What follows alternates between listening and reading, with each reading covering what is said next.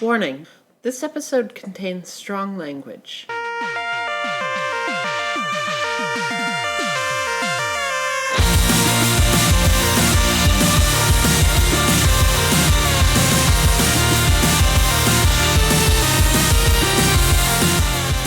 Hello and welcome to PauseCast, episode 13.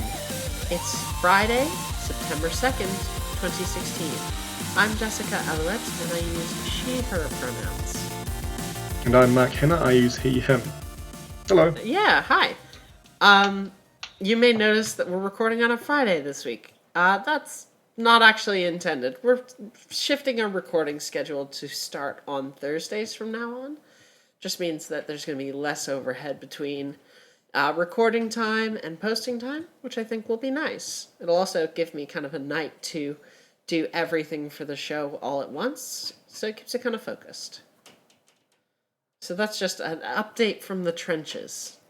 Luckily, it doesn't change anything on when it actually comes out, though. So. No, it doesn't. Like this cursed episode 13. Oh, normally I'd have some comment about how it's not cursed, but how we were meant to record last night. Maybe I shouldn't. I have found my phone, though. You have found your phone. Okay. Yeah, I found my phone. Context. We tried to record last night to keep in touch, like to keep on our Thursday schedule, and I called and texted Mark's phone repeatedly only for him not to answer. Yeah, because we didn't know when we were both going to be ready, so it was like, I'll wait till I hear from you. And then I didn't realize till the morning I'd lost my phone, so that went super well. Great job. Yeah. So this week, some video games happened. What have you played this week, Mark? That's a good question, because not much. I have played some more Diablo, which is still just fun, like turn the sound way down, whack a digital pinata while listening to some podcast stuff. But I don't actually know if I've played any other games this week. It's been kind of a video game light week. How about yourself? This week I have I got my hands on a copy of Metal Gear Solid 3. Ooh, nice. Yeah, the HD version found in the Legacy Collection. So I've got access to every Metal Gear. I've also... Including actually Metal Gear? Yeah, including actually Metal Gear and Metal Gear 2 Solid Snake. Nice. So I've got everything. I'm set. And you haven't actually played Metal Gear Solid, have you? No. Well, I played the GameCube one a little bit. The cool thing is, though,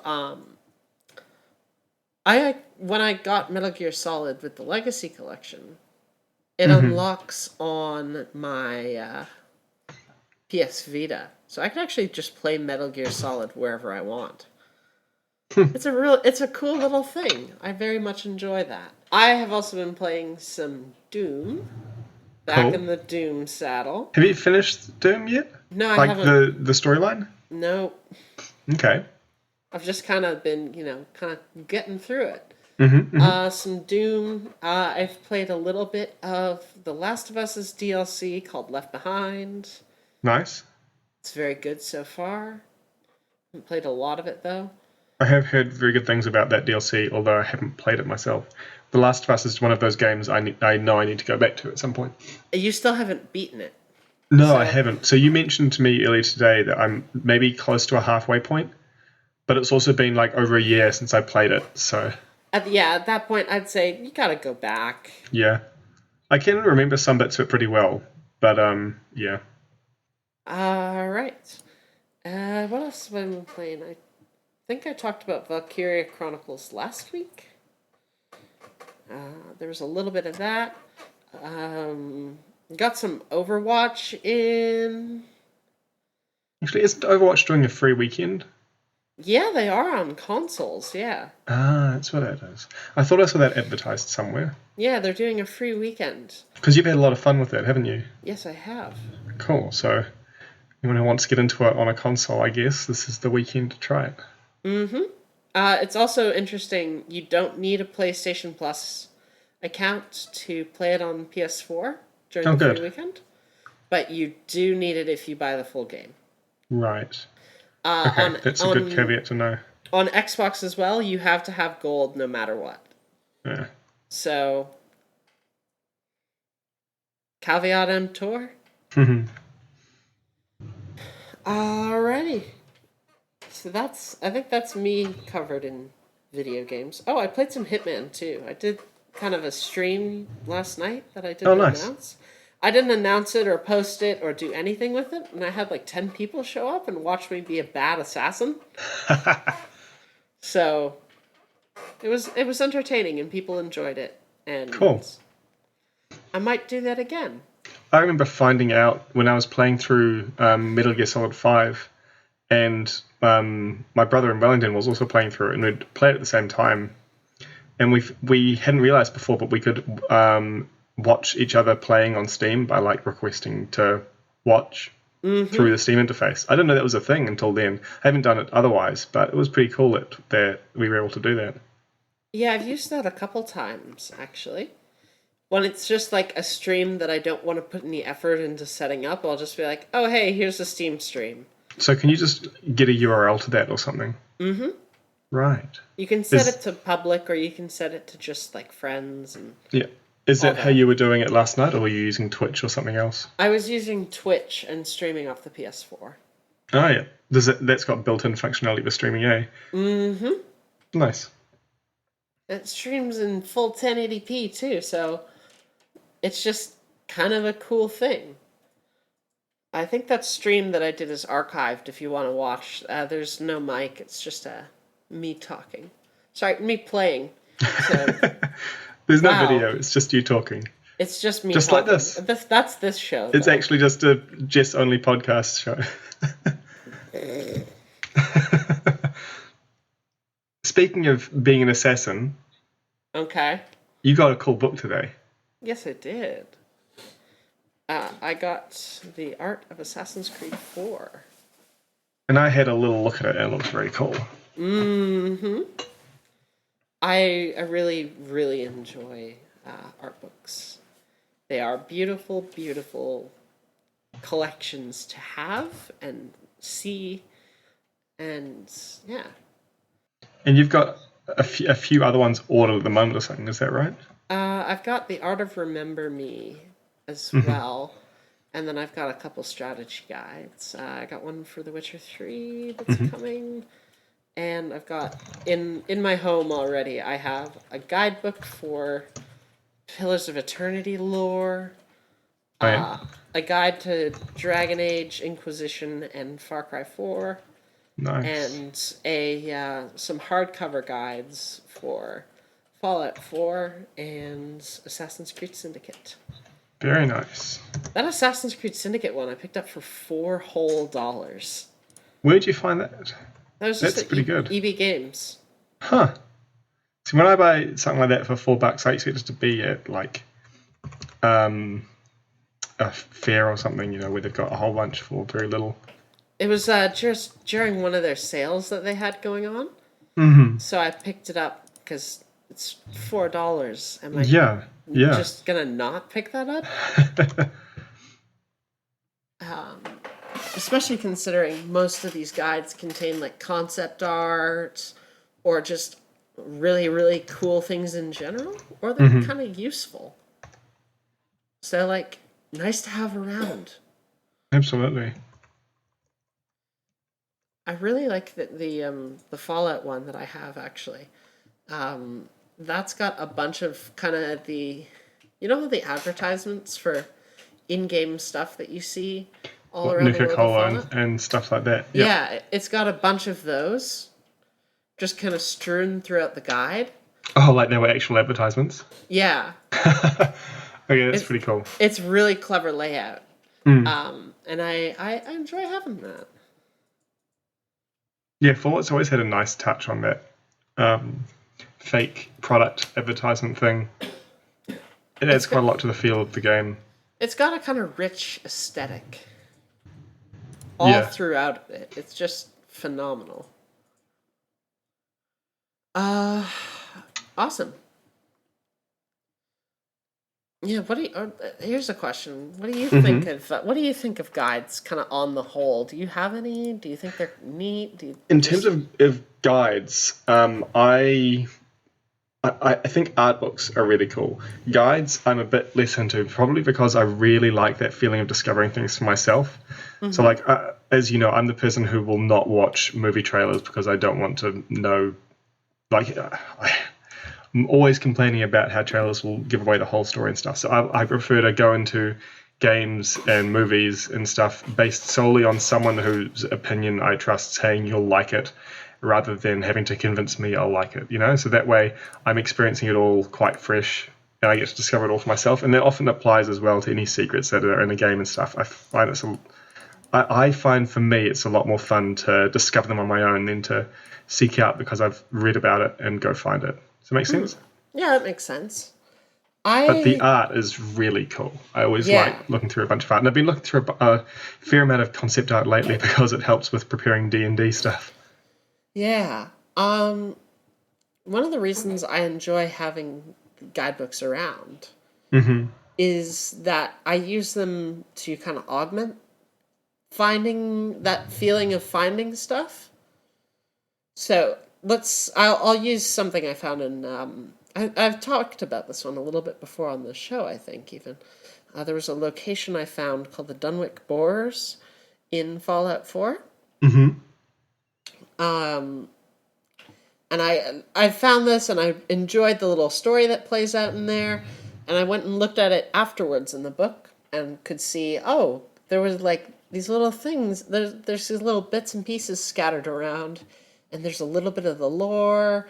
And oh wow, this is really cool. It kind of adds to that feeling of discovery because it adds an additional layer of information that I can take a look at. That's fair Or enough. And I guess as well, you can be sure if you've found everything or not because you can expect everything to be in the guide. or if I'm just confused about like, oh, what the hell's going on here?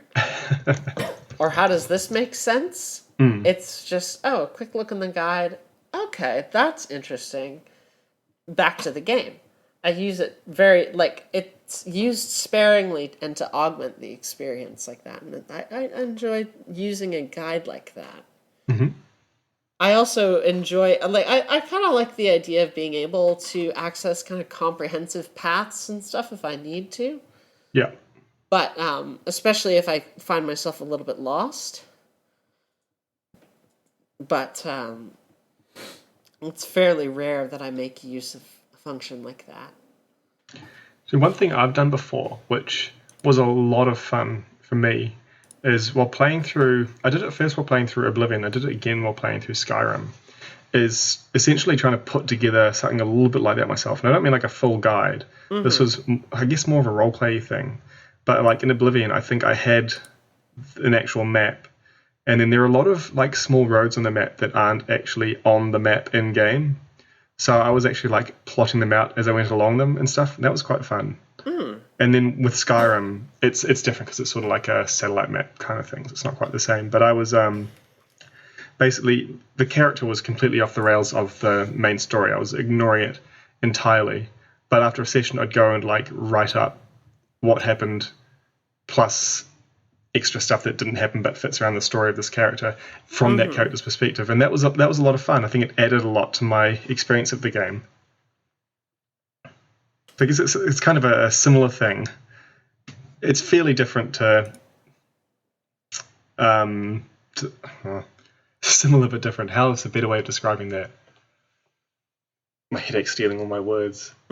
Do you understand what I'm trying to say there? I think so, yeah. So this week, me and Mark on Sunday, we went to go see a movie at the theater together, and I brought my fiance, and Mark brought his roommate, and we went to go see Kingsglaive, Final Fantasy 15. Which I didn't actually know was a thing until you told me about it and that it was showing that weekend. Yeah, It's been pretty quiet from yeah, what I've seen. it's it's been kind of sort of quiet. It hasn't really been quiet though. There's been well, maybe that's just in the circles I run in. Possibly, yeah. There's been a fair bit of noise made by Square Enix about this, and they've got some big name stars on board like Aaron Paul. Oh, that's right. Sean Bean was in it. and Sean And Bean I was was like, I there. know I recognize his voice, and then was vindicated in the credits. Yeah. You know, speaking of the credits, you know what I found interesting? What's that? I found that uh it was interesting that they used different actors for for all the voice, for the mocap, and for face capture. That's right. There were only a couple of characters who they actually used the same person for each of them. Yeah, I think there was like two who had like all three things that were Mm. all one person, but otherwise they had like kind of everyone had every human that you see on the screen in Final Fantasy 15. It is three humans composited into one. Well, I guess the ones without talking lines have probably just got the one, but yeah. I wonder if that might have contributed to something I noticed in the first half with some characters. The sound I was hearing didn't quite perfectly mesh with what I was seeing when they were speaking. Like when Libertas was quite angry, and it didn't quite seem to me. I don't know if the sound was not quite in sync with his lips or if it was something else. I reckon that that's a side effect of the movie being originally produced in Japanese. I don't know because I mean the lips were synced to English, weren't they? They looked like they I were. could see a couple spots where it felt like it was off, and I'm thinking that may have been because it may have originated as a Japanese film rather Okay, than I an just I just American-made assumed film. I just assumed that it was the different actor being the voice and the face. It could be both of them simultaneously, but I doubt Mm. that that's the case because in the case of facial capture, Hmm. we can kind of like you can kind of just scan it once and be done with it. You know. Is it not actually like they're acting out the scene with facial mocap on though? I don't think that facial capture would be that. I think that would just be like Ah, so getting it's a just for the 3D model. scan, and then the VAs would actually have to give the performance. Okay, that could make sense. I was thinking, you know, in the Uncharted games, how they've got those making of little videos that you unlock, and it shows like the scenes where there'll be the actors in mocap gear with their on their faces as well, and they're talking, and that's being recorded. I'd Mm-hmm. assumed it was something more like that was being Right. used. Probably because I was actually thinking of the Uncharted stuff while I was seeing that, because I know that they use facial mocap stuff, and they had the same voice actors as actual motion capture as well, Mm-hmm. at least in the cutscenes. I don't think they use motion capture for his massive jumps. That'd be impressive. That would be very impressive. Those okay, so those jumps are really cool. Basically, they could throw their weapons and then use a little bit of Oh yes, the magic. warping. That was so cool. I thought that was what you were meaning. No, I was meaning the sorry, I was meaning in Uncharted when he jumps like in his climbing. But yes, no, the magic stuff that they had in the movie was very cool. Oh yeah, Those walking um, daggers. that movie is a visual treat. It It really is. is The action was spectacular. fantastic. I really enjoyed the action. Okay, like seriously, I would say if you are interested in Final Fantasy 15, even kind of a little bit, I would say go see that film in theaters. Yeah, I mean it's very clearly been done to set the context for the game as well. So I mean, clearly I haven't played the game; it's not out yet. But I expect that having seen the movie, when I do get around to that, I'll probably understand the original context a whole lot better. Yeah, and I'd like again, I would recommend going to see it in theaters if you can, just because it is an absolute visual spectacle. It is incredible to see on a giant screen. So That's true. for that Yes. alone, it gets my recommendation, and then for the fact that it's actually like a decent movie. Although I It's did it's have some problems with it. well, what movie won't we have problems with? Like, I've got my beef with it, but all in all, it's a really really good experience. It is a well done, well acted, a little bit on the writing at times, but mostly really solid actually. Like overall, it's a really good it's a good movie. I'm not gonna say a really good movie. It's a good movie. I would recommend that you go see it. Square Enix is just massively impressive when it comes to the visual quality of their cinematics, both in-game and outside of it. We've seen with kind of their previous outings. Actually, it's going to be really interesting to see how the action and stuff in-game in Final Fantasy 15 measures up with the movie. Well, the footage we've seen of Final Fantasy 15 so far. I should note that I have avoided seeing this for the same kind of reason I will be as trailers. I will be very light on spoilers. There is some very, very big things that you have to fight. Oh, so, right, yeah. When we saw very, very big things in the movie. Yeah, from what I can tell, the level of kind of action and spectacle that Kingsglaive had will be maintained throughout. That'll be really impressive if that's the case. I also found out that that game, Final Fantasy 15, is going to be only half open world. Was it going to be open world? Yeah, Wait, did you mean half open world as in the way that all Final Fantasy games have become open world once you get up to the final dungeon? I think Final Fantasy 15 starts open world is the difference here.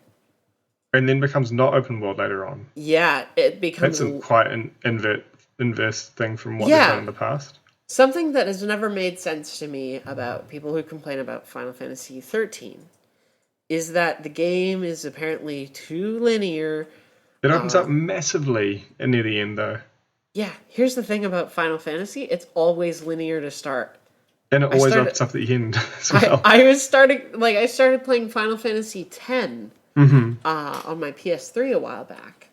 And that game is linear as fuck for no less than 30 hours.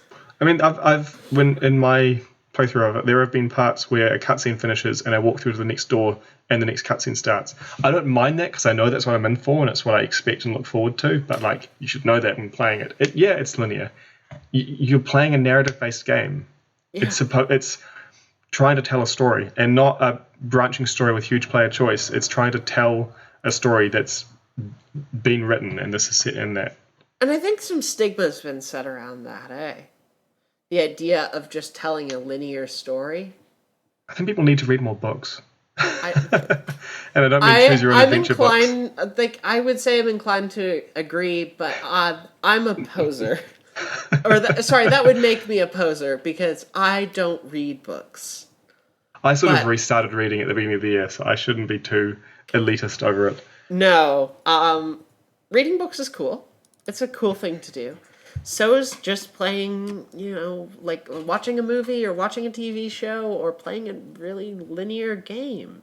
Yeah, and that's the thing, that they're telling a story, and yes, it's linear. The thing about games, I suppose, is there's so much interaction. You can expect, the story should change with my interaction. Not always. Sometimes the point is for you to participate in the story, not change it, but participate in it. Yeah, and I think that's a reason that... I think that's why kind of Telltale games were really appealing. Mm-hmm. Because I feel like Telltale's work started to set kind of a precedent for kind of trying to do branching stories and stuff like that. Right. And then as we get into the later kind of 2000s, we start to see more and more games in that vein. We see a lot of RPGs very much in that vein in kind of gaming's early years as well. Yeah. Early gaming was all very linear, though.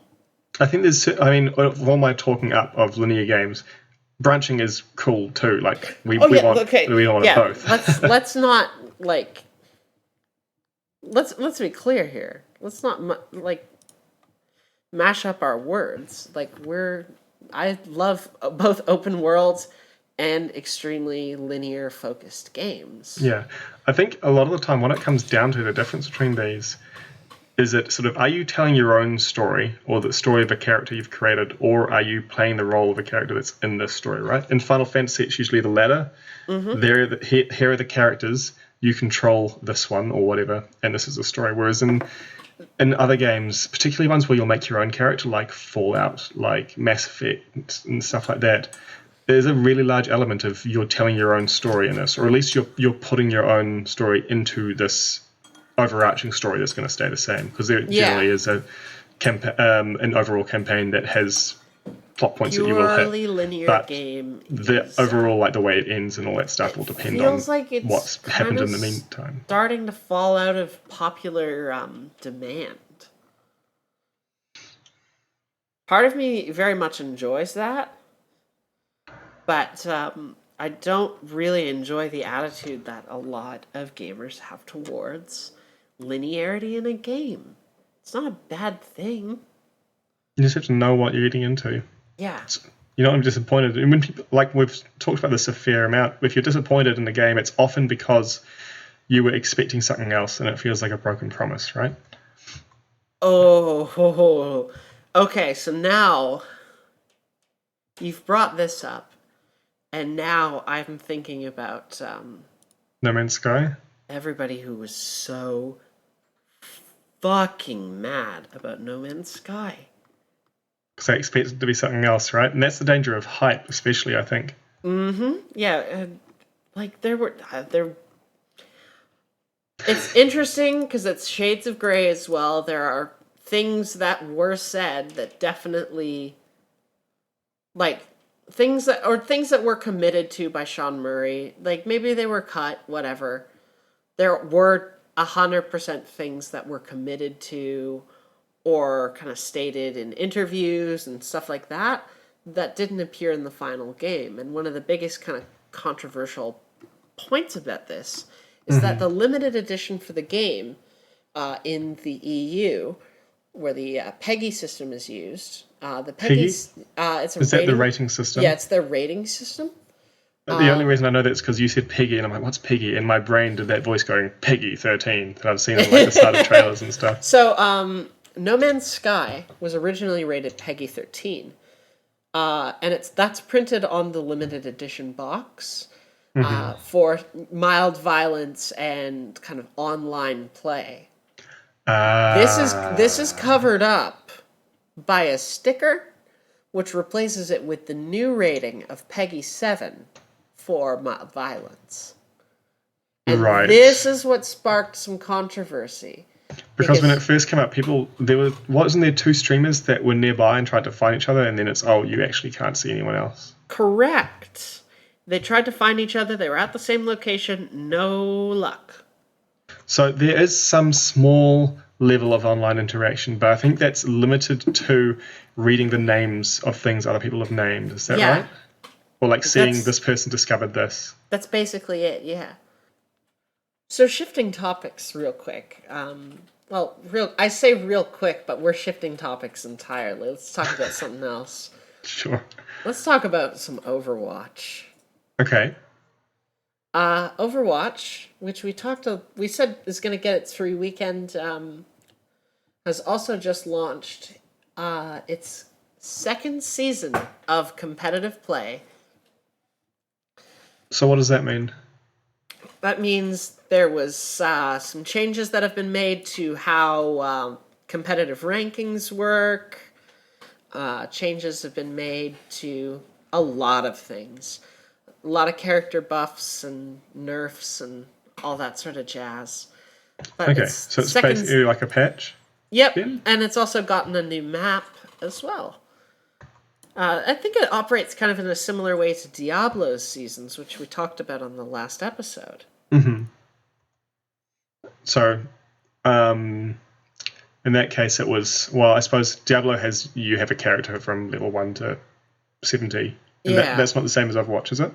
I haven't actually played Overwatch, so no, I don't know. you just have you have a competitive ranking, and you have so that gets reset. Yeah, you have a level that stays with you. Oh yeah. But you have a competitive ranking that can rise and fall. Mm-hmm. Blizzard does apparently keep an eye on how well people are doing as well, because I've got a friend who was actually invited to compete at the BlizzCon World Tournament for Overwatch with his team. Oh yeah. Yeah. That sounds exciting. Yeah, he had to decline, unfortunately, but he was because of school commitments. Oh, and he yeah, was fair being enough. asked to represent the Philippines. That's really cool. Yeah, I thought that was really neat. I just think that it's really neat that Blizzard is like keeping an eye on just teams in general and not just watching like big streamers, and they're just watching actual teams get together and play and just be like, "Hey, look, this team's doing really good. Look at them. Hey, let's invite them to compete." Like, I think that level of involvement in their game and their community is it's really neat to see, and I enjoy that. Yeah, it's cool.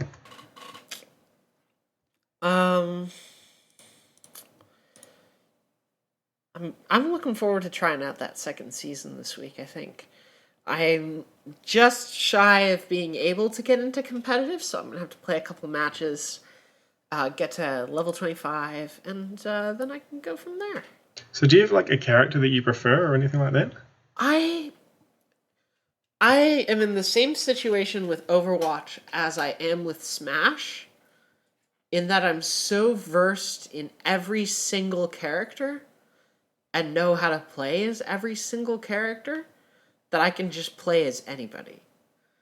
That So sounds helpful. I play as the situation demands it in Right. Overwatch. Okay. Um, I wish, I wish with all my heart that I could play as random in Overwatch. I would enjoy that very much. Well, I mean, how many characters are there? 22. Oh, That's about half of however many are in Smash Bros. That's like 50 something. I mean, you could roll 3d6, add them together. No, that would. No, sorry, that's going to make Do you it more mean weighted towards the middle. Yeah, see that's the problem with that. And that makes two heroes completely inaccessible. So like No, oh, sorry, did I say three? I meant four, and that would be you'd have to re-roll on two. okay, You so could, three characters would be inaccessible because you could not get a 1. Sorry, you couldn't get a one, two, you're three. right, you're right. So you could roll a d100 and re-roll if you don't hit a character number, or like just loop through them. So it's like 1 to 22, and then 23 to 44, 45 to 66, and so on. And if it's above 88, you just re-roll. That sounds like a bit much effort, doesn't it? Yeah, that seems like too much effort to play as a random hero. Yeah. Blizzard, if you're listening, a random hero option? Pretty nice.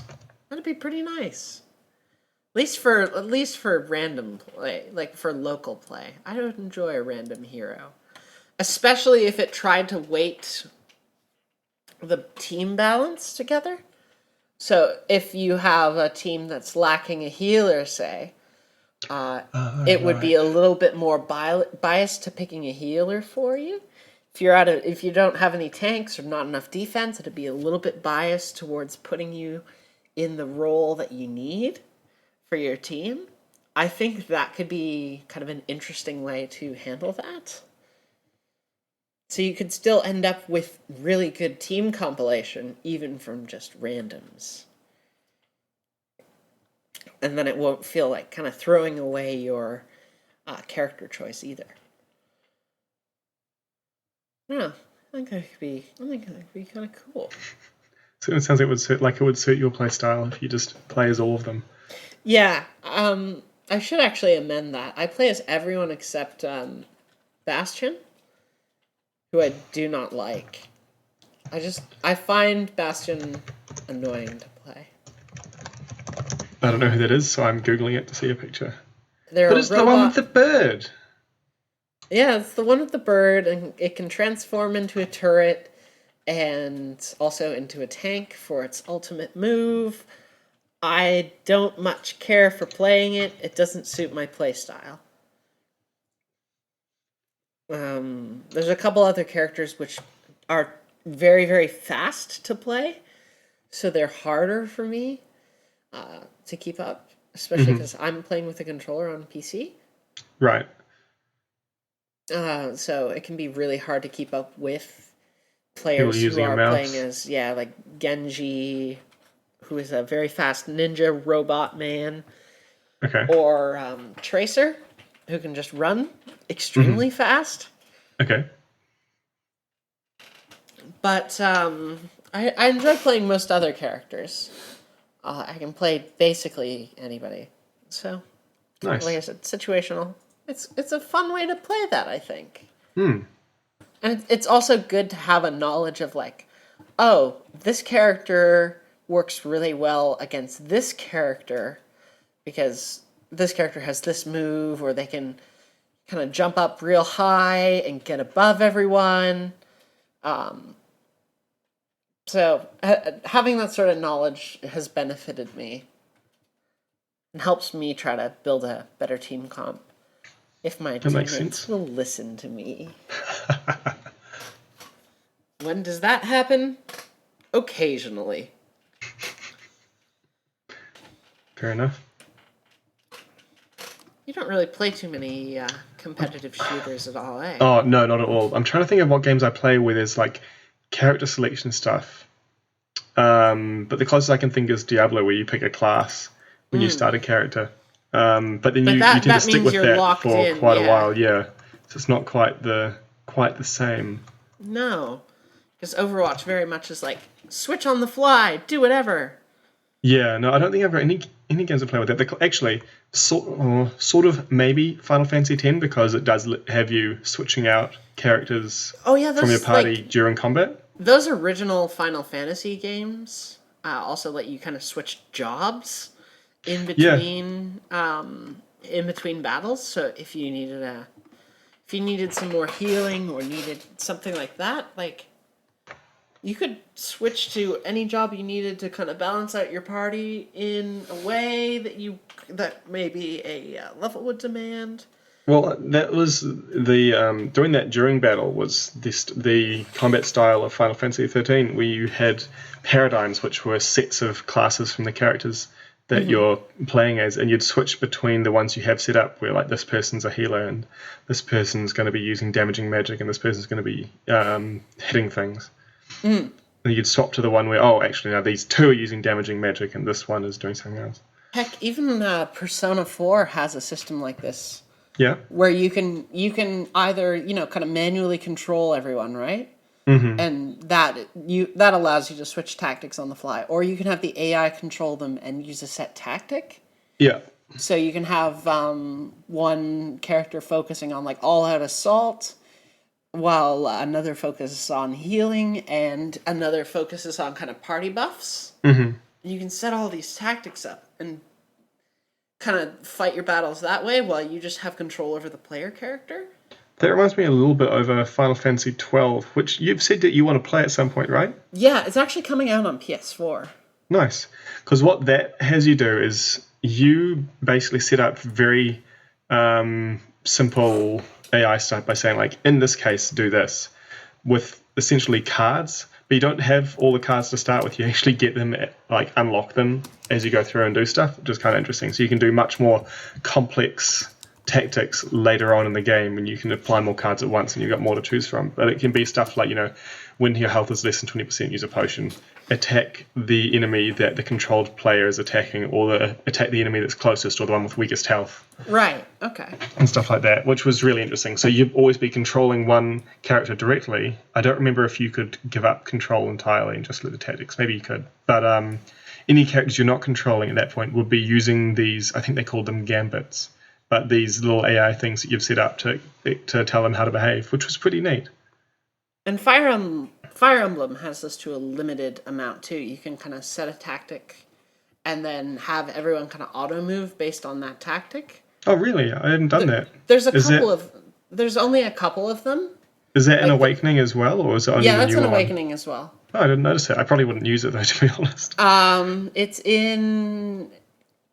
just in the pause menu. Okay. You can choose an auto setup and then make everyone do an auto move. I didn't know that at all. Yeah. It, like I said, it only works for a couple things. Right. It works for, I think one of them is Guard, which just brings everyone as close to Crom, in your case, as they can.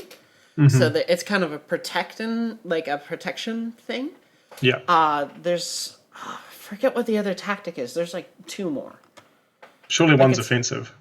I don't know, actually. I think it's a lot of defensive formations, so you don't have to move everyone into a defensive formation, Okay. which I could see how that could be handy. Yeah, definitely. Especially when you've got one character in particular who, if they die, it's game over. Yeah. Or even like 2 in the case of Fire Emblem Awakening. That's Pretty much. right. That video game Yeah. is getting an art book.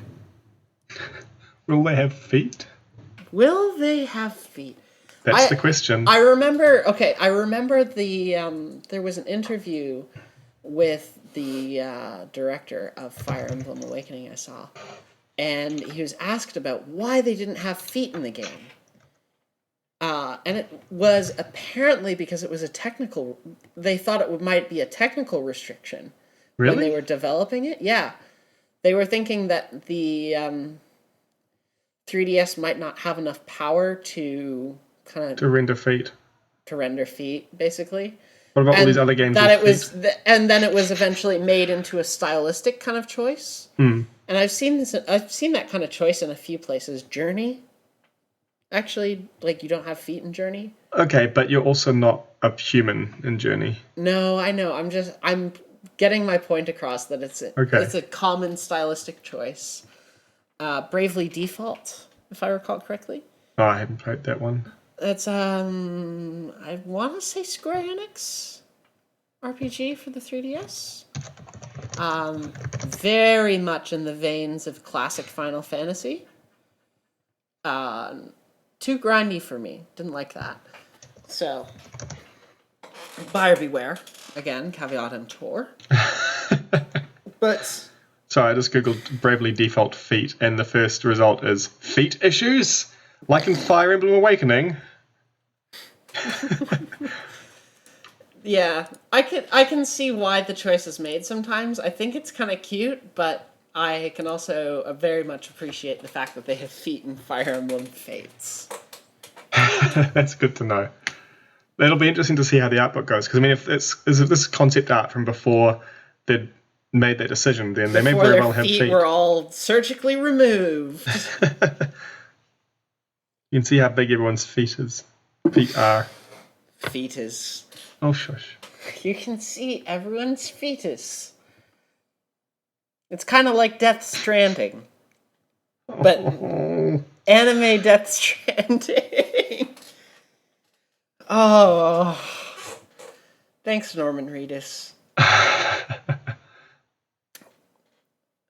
Can I? Oh, okay. Now I'm thinking about Kojima again, and now I need to say this. Around the release of Metal Gear Solid 5, I saw a few people kind of saying, you know, Hideo Kojima needs an editor very badly. I played Metal Gear Solid 3 for a little bit the other day. And that game opens up with literally 45 minutes of cinematics and codec conversations that are all essential to the story. And at one point, you just have the boss rambling at you for like 10 minutes. And I know why this is done this way. I know why this setup has been done. I know enough about MGS3 to understand the design choice that's made here. But Jesus. Like, they're trying to set up so much context all at once when even the context that's required for later events to have an impact, like, you could set that up in a much, I think, nicer and shorter way than they did in Metal Gear Solid 3. I think Hideo Kojima has always kind of had the problem of he very much needs an editor. They definitely do have a lot of long cutscenes, but I guess they don't really bother me as much. I quite No, like them. okay, so the long cinematics don't bother me. The long codec conversations where it's one character talking at you for 10 minutes, that gets at me. Okay, that included though. That doesn't bother me personally. I don't really mind it. Okay. I found. And why not? it'd be a lot easier to say why something that does bothers me than it is to say why something doesn't. I don't know. It's exposition. Like, I'm listening to it, and I typically find it interesting to listen to and revealing about the characters. So, Yeah, but there's a point to that. Like in Metal Gear Solid 3, again, I'm using that boss example. Boss talks at you for 10 minutes. There's very little coming back from the player character, Snake. Very, very little. So it feels like you're being talked at. you're talking about the conversation about loyalty to the mission, right? Yep, that's the Because one. I remember that, and I haven't played Metal Gear Solid 3 in like 3 years. I found that bit memorable and impactful. I don't know. Maybe I'm just jaded. Maybe that's the case. All right. You got anything you want to bring up, Mark? Well, I actually have just finished downloading Dishonored again. Something I might try playing some of that this weekend. Ooh. I saw, because I like I said, I've been looking at a lot of concept art to help me prepare for D&D lately, and I stumbled across some of one of the main characters of Dishonored 2, and it kind of reminded me, I enjoyed that game, but I never really got very far. I should jump back in it. It was pretty cool. So I might be playing some of that this weekend, and I will see if I can stop myself from trying to do every 100% thing and instead just like do it and progress. Definitely go for those expansions as well for Dishonored. That's a good point. I don't suppose I will own those. So the DLC is good, is it? All of it is very good. Okay. There's one that's kind of a time trial kind of deal, and that's okay. That doesn't But sound like my thing. The actual story content, though, the Brigmore Witches and The Voidwalker Arsenal and the Knife of Dunwall are the the three that I'm Knife seeing of Dunwall. here. Oh yeah, Dunwall City Trials is the one that you're talking about that I can just avoid, right? Yeah, that's the kind of time trial one. Voidwalker Arsenal sounds like you're just getting some stuff, That's correct. so I'm not worried about that. But Brigmore Witches and Knife of Dunwall are both story content. Knife of Dunwall is like post-thing content or something, isn't it? No, it's actually not. That's the thing. Knife of Dunwall and Brigmore Witches both take place simultaneously.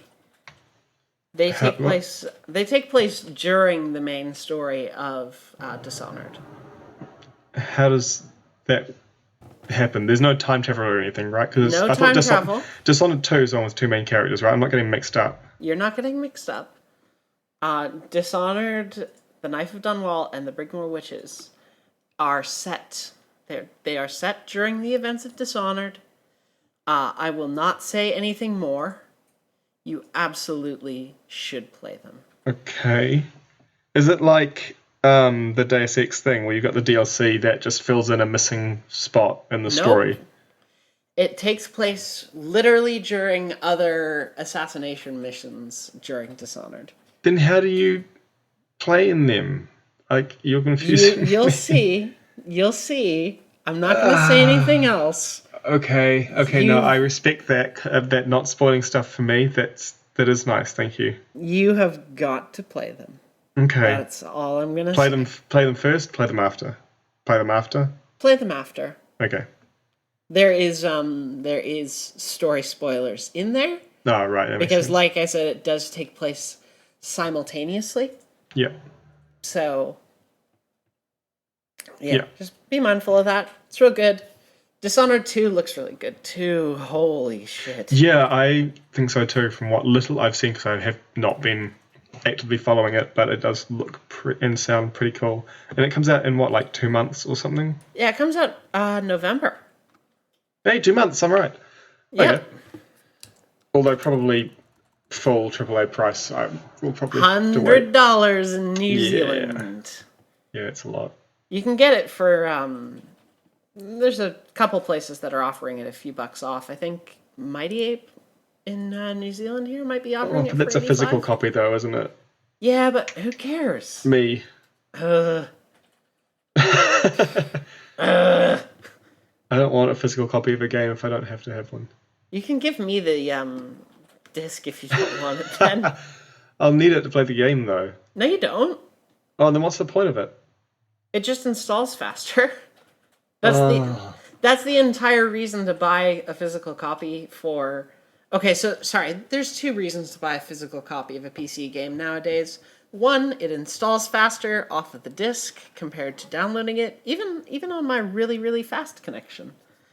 It still goes faster to just install. Does it it off the install disc. fast enough that it didn't take longer in total when you consider leaving the house to buy the physical copy? I'm gonna say no if you consider that bit.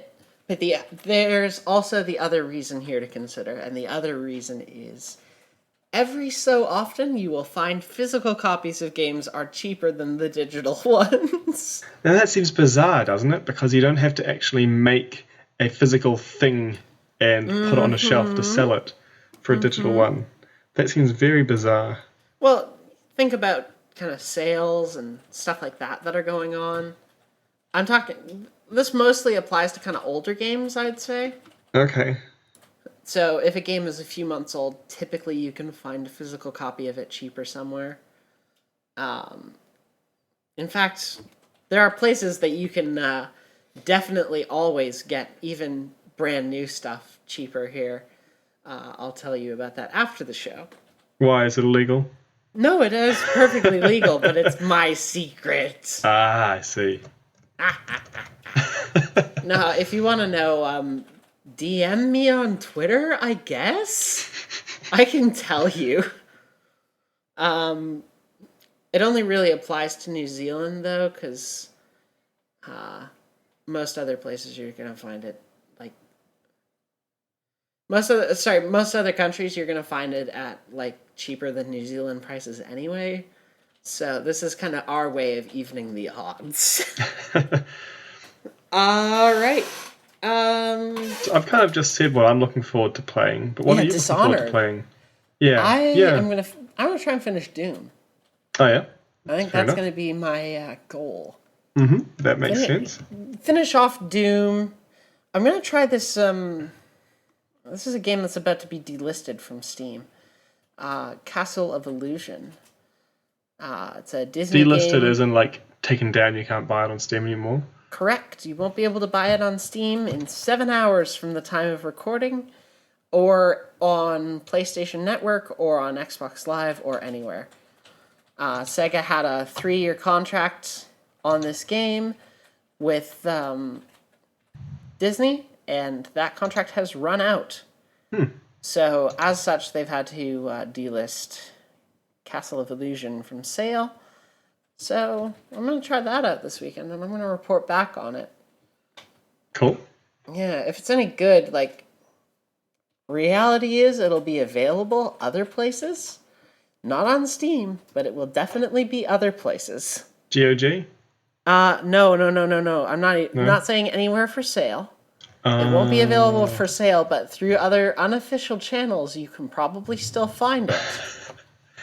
Right, this is the wink wink nudge nudge bit. This is the wink wink nudge nudge bit. There are... Okay, I want to have this conversation real quick. There are legitimate reasons to pirate sometimes. One of them is that the source material is no longer available or isn't available in your country legally.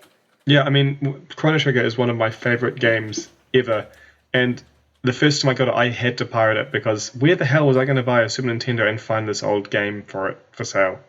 I was really happy actually when it got released on DS and I was able to buy a legitimate copy and actually like, hey, I'm paying for this game I really like. But no, absolutely, there are some cases where you can't buy the game legally because it's not been made available. Or even if it's like prohibitively expensive. Like, I'm going to use the example of the Bloodborne original soundtrack, right? To buy that legitimately in this country, that would cost me $50. Seriously? Yep. You can just listen to it by playing the game. Yeah, well... Sort of, yeah. There's a lot more going on, yeah, typically. Yeah, I know. Turn everything but the music volume down. As a standalone experience, though, yeah, like, there's no way for me to do that without forking out $50 for that. That's crazy. That does seem ridiculous. For a 2-hour soundtrack, roughly. So, in cases where things are prohibitively expensive or they are unavailable legitimately in your country, I fully endorse, I would say, pirating it, because what the fuck else are you gonna do? I think this episode's going to get you put on a list. Well, if I'm not already on like 30 lists, I don't know what I've done wrong. But like there's a case to be made. There's also a case for archival. How do Like you mean? what's interesting about piracy, right? Is that even if something is removed from official channels, it's probably still floating around somewhere else. So if an album gets delisted from sale or a game gets delisted from sale, you can still find that, and that's like an archive that's preserved by however many people. You have a copy of that still in circulation and able to be kind of preserved that way.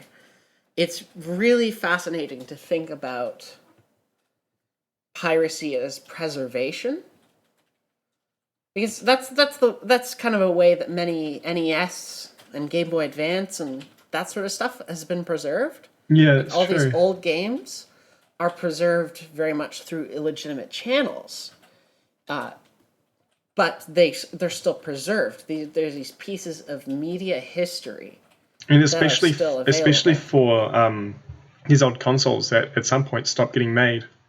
Yeah, and with proprietary formats and stuff like that, stuff's tricky to archive in the first place. But yet it's still done, and we still see people kind of pirating even newer games that in a decade or whatever they might be delisted from sale. You might not be able to get them anymore. And now, and even then, now we have an archive of that. It's a shame that there are some of those experiences that you can't archive because it relies on multiplayer stuff. That Yeah, it's when it's shut down, and there's nothing you can do there about was it a really. really great piece on Polygon a while back that was written about the end of this MMO called City of Heroes. Okay.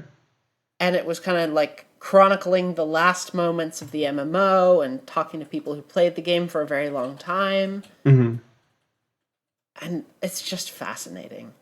And the other thing that's fascinating too is people who used to, I say used to now because Blizzard shut them down, who used to run servers of World of Warcraft in its original form. Really? Yeah, Why? Isn't there like 50 times as much content now? there is, but they want to like some people really enjoyed that classic World of Warcraft experience.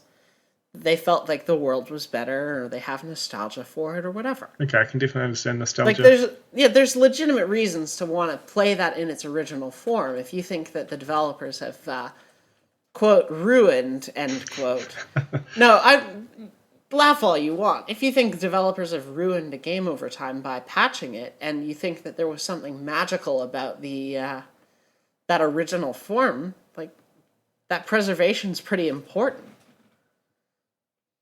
And I think it's really fascinating to see. And there's one MMO that I can think of that does it legitimately too. EverQuest 2. Yeah. They officially run many legacy servers, which have the game as it was as various expansions were released. And different expansions can be enabled. Like as you go forward, you can enable the next expansion by popular vote on that server. Are these all expansions that have to be bought separately? Is that a reason for it? I think EverQuest is actually just all the expansions are free. That's nice. Okay. So you have all these expansions kind of like they can be individually activated on the world. So you could kind of go back and relive as those expansions were released. And I think that's really conceptually cool too. That is And quite again, neat. it's important for archival purposes as well that we have copies like this. Because again, they're pieces of literal digital history. Anyway, that's Sorry, my... you can't hear me nodding. No, I can't. That's what my headache is doing to my brain. I'm That's nodding my like you can hear archival me. chat. I think that's going to do it for us this week. Fair enough. I got to get to editing because it's Friday night and this Oh, is of supposed course. to go up. Mark, Yes. where can people find you on Twitter? Yes. So on Twitter, I am at Honest Universe. And where can people find you somewhere that's not Twitter? Practically the same place. I blog fairly infrequently at honestuniverse.com. What about you? I can be found at CockatielCutie on Twitter. You can also find me at bird.school, where I do some blogging. And I do like that URL. Pardon? Every time I just like that URL. You just really enjoy that, huh? Bird school, yeah. And no, that's fine. It's not fully ready yet. I'm going to be probably doing some writing on gaming.bird.school. Oh, cool. And it's going to be a blog about video games. I'll probably do some reviews and stuff like that for games as I play them. Nice. Which also means that I'll be doing coverage of games that aren't the latest AAA games all the time. Yeah. So, let's see some interesting stuff on there. Cool. I might do a review of Castle of Illusion. Oh yeah, that's that Steam delisting one. Yeah, that's the Disney game that is being delisted. I might have a go at that because I think that would be interesting to have. Like, again, as a matter of archival, does it still hold up in the year 2016? Yeah, fair enough. And can we revisit it a few years later after it's been delisted and be like, hey, this is what this game was like?